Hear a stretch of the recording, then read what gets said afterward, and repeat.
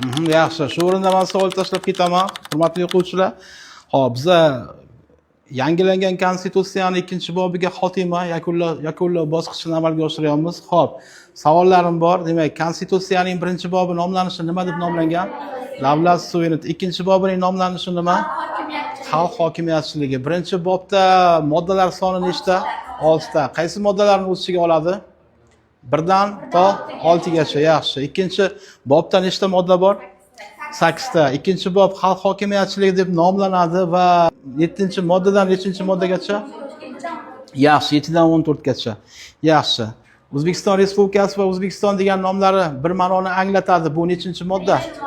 Yaxshi. O'zbekiston Respublikasi ma'muriy hududiy davlat tuzilishiga ega. O'zbekiston hududi daxlsiz va bo'linmasdir. Nechinchi modda? Yashang. O'zbek tili davlat tili. 4-modda. Yaxshi. O'zbekiston Respublikasining poytaxti Toshkent shahri.